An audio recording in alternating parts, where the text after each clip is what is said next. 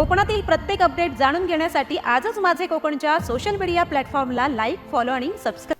माणगाव तालुक्यातील ओम सिद्धी साई दिंडी पदयात्रेचे यंदा 14व्या वर्षात दिमागदार पदार्पण झाले असून ही पालखी शिर्डीकडे रवाना झाली आहे। 1 जानेवारी रोजी नाणोरे येथून निघालेल्या या भव्य पदयात्रेत सुमारे 400 साई भक्त उत्साहाने सहभागी झाले आहेत। 8 दिवसांच्या 300 किलोमीटर लांब प्रवासात भक्तांना दररोज 40 किलोमीटरचे अंतर पायी पार करावे लागणार आहे। ही दिंडी निजामपूर, ताम्हिणी, मुळशी, देहू आणि मग संगमनेर मार्गे प्रवास करत 9 जानेवारीला श्री क्षेत्र शिर्डीत पोहोचेल।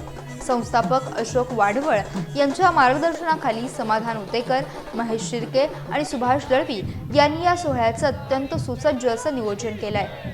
या पदयात्रेचे विशेष आकर्षण असलेला नाचणारा घोडा आणि भक्तांच्या जयघोषानं संपूर्ण माणगाव शहर दुमदुमून गेलं होतं। सामाजिक सलोखा आणि साई भक्तीचा संदेश देणाऱ्या पालखीचे ठिकठिकाणी पुष्पवृष्टी करत हजारो नागरिकांनी मनोभावे दर्शन घेतले। या पदयात्रेमुळे कोकणात चैतन्याचे वातावरण निर्माण झाले आहे।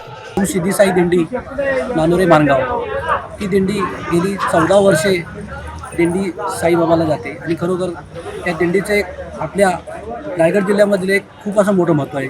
अख्खी या रायगड जिल्ह्यामध्ये माणगाव तालुक्यात खूप अशी मोठी ही दिंडी साई दिंडी आहे आणि ही साई दिंडीचा प्रवास हा गेली आज 1 तारखेपासून 9 तारखेपर्यंत असा प्रवास असणार आहे आणि किमान 400 किलोमीटर प्रवास करत हे आपले 200 ते 250 भाविक या साई दिंडीचा खूप असा हे प्रवास करतात आणि खरोखरच ही दिंडी एक नामांकित दिंडी आहे आणि ह्या दिंडीतून जे दिंडीला जे गेले त्यांना खूप असं मोठं त्याच्यावर त्यांना त्या दिंडीच्या साई दिंडीचा साई प्रसाद असं म्हणूनच त्यांना एक वेगळा प्रसाद मिळालेला आणि खरोखरच ही साई दिंडी या साई दिंडीच्या सर्व साई भक्तांना माझ्या अशा खूप अशा शुभेच्छा।